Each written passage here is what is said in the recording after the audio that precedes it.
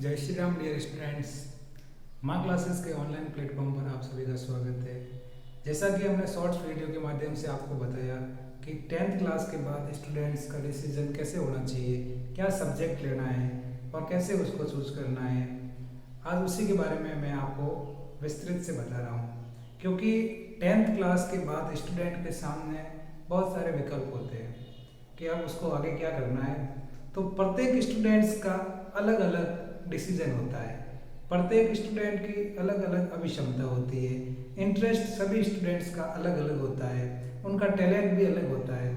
तो स्टूडेंट के खुद के अलावा और कोई नहीं जानता, जितना वो ज़्यादा पूछता है उतना ज़्यादा वो भ्रमित किया जाता है और किसी के कहने से अपने सब्जेक्ट को चूज नहीं करना है। आपको किस प्रकार से सामने विकल्प मिल रहे हैं, आपको अभी तक स्कूलें खुलती है तब तक आप अपने हिसाब से एक ही सब्जेक्ट के बारे में आप अपना डिसाइड करें कि मुझे आगे किस फील्ड में जाना है, मेरा टारगेट क्या है, मुझे किस प्रकार से अपने गोल को अचीव करना है। तो आज मैं आपके सामने फील्ड रखता हूँ, आपको जो आपको सही लगे वो आपको डिसीजन करना है खुद को। खाली ऑप्शन क्या है, फिर क्या होता है कि आगे चलने के बाद पता चलता है कि ये ऑप्शन भी था वो भी था। तो आपको एक बार बताता हूँ कि 10th क्लास जब आपने कर दी है, 10th क्लास का रिजल्ट आ गया है, रिजल्ट आने के बाद एक चीज़ ध्यान रखना कि परसेंटेज के हिसाब से काम नहीं करना है। परसेंटेज कोई मायने नहीं रखता, परसेंटेज कम बने या अच्छे बने या मीडियम बने कोई बात नहीं, परसेंटेज अपनी जगह पे है। पर परसेंटेज से ये नहीं होता है कि आप अपना कैरियर डिसाइड कर दिया, नहीं होगा ये, ठीक है। तो आपको आगे क्या करना है, तो आपको सबसे पहले आफ्टर 10th क्लास जो आपने क्लास 10 का एग्जाम दिया है, 10th बोर्ड आपने एग्जाम दिया 2023 में और आपका रिजल्ट आ गया, तो बोर्ड 2023 आपने दिया है। अब आपके सामने 11th क्लास में आपके पास क्या क्या ऑप्शन सामने खुलते हैं। एक तो आपको ऑप्शन मिलता है आर्ट सब्जेक्ट का, दूसरा है साइंस का, तीसरा आपके सामने है कॉमर्स, चौथा है आपके सामने ITI। देखो ये 3 सब्जेक्ट आपको कहाँ मिलेंगे, स्कूलों में मिलेंगे, है ना। ये आपके कॉलेज का है, ठीक है, ये अलग है। पहले अपन इन तीनों को समझेंगे।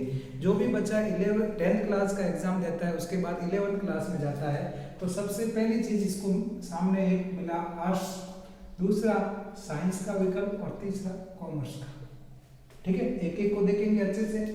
जो आर्ट्स सब्जेक्ट होता है उसको कहते हैं, जैसे हिंदी में बोले तो कला, है ना।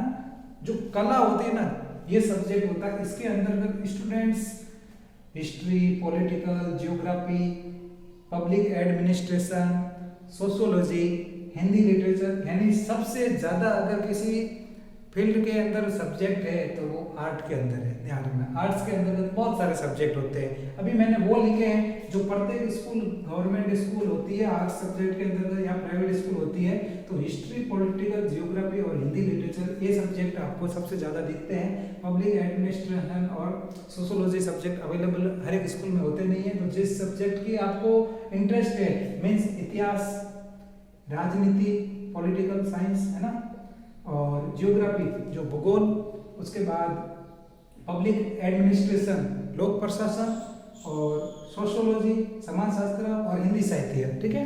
ये आपके सब्जेक्ट मुख्य रूप से मैंने लिखे हैं।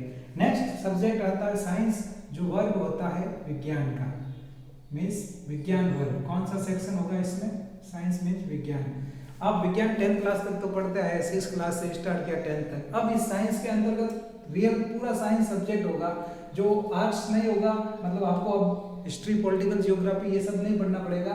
जो साइंस लेता है उसके अंदर वापस 2 ऑप्शन खुलते हैं अंदर। एक ऑप्शन खुलता है जीव विज्ञान का, ठीक है, जीव विज्ञान, और दूसरा है मैथमेटिक्स यानी गणित का ऑप्शन खुलता है, ठीक है। अब बच्चे का इंटरेस्ट यानी आपका इंटरेस्ट किस सब्जेक्ट के अंदर है। अगर आपका इंटरेस्ट जीव विज्ञान के अंतर्गत है तो आप जीव विज्ञान लो। जिसने आपने 10th तक साइंस पढ़ी, आपको साइंस के अंदर इंटरेस्ट आ रहा था, चीज पढ़ रहे थे, समझ रहे थे, ठीक है, तो उस प्रकार से। मैथमेटिक्स, आपकी गणित अच्छी है तो आप मैथमेटिक्स लो, पर ध्यान रखना इसके अंतर्गत केमिस्ट्री और फिजिक्स यानी मीन्स जो रसायन का एक चैप्टर होगा, रसायन की बुक होगी और एक भौतिक की होगी, है ना। ये विज्ञान ही है सब, रसायन विज्ञान, भौतिक विज्ञान। ये आपके भले मैथमेटिक्स लो या बायोलॉजी लो, सब्जेक्ट दोनों कॉमन होंगे।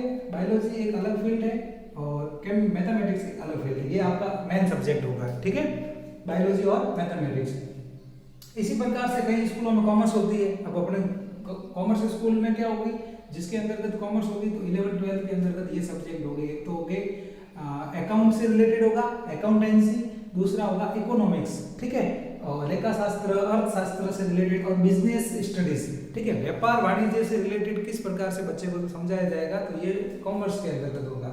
अब आपको एक चीज और बता देता हूँ कि आर्ट्स साइंस कॉमर्स ये 3 फील्ड है, आपको कौन सा चूज करना है ये आपके ऊपर डिपेंड रहता है। इसमें परसेंटेज एक तो कोई मायने नहीं रखता, ध्यान रखना, ठीक है। परसेंटेज और आपका अपने 10th के जो रिजल्ट होता है उसके अंतर्गत हिंदी इंग्लिश जो भी आपके सब्जेक्ट है जैसे संस्कृत था, साइंस, मैथमेटिक्स, ठीक है, और एसएस, अब उसको देख के उस मार्कशीट को देख के आपको डिसीजन नहीं लेना है कि भाई मेरे इसमें इतने मार्क्स आए, इसमें इतने मार्क्स आए, उस हिसाब से मैं आर्ट्स लूँ, साइंस में ज़्यादा आए तो वो लोग मैथ्स में कम आए, ये मतलब इस तरीके से आपको डिसीजन नहीं लेना। डिसीजन लेना आपके इंटरेस्ट के हिसाब से, और आगे आपको क्या करना है, जैसे आप चलो आर्ट्स ले लिया या फिर आपने साइंस ले ली, बायो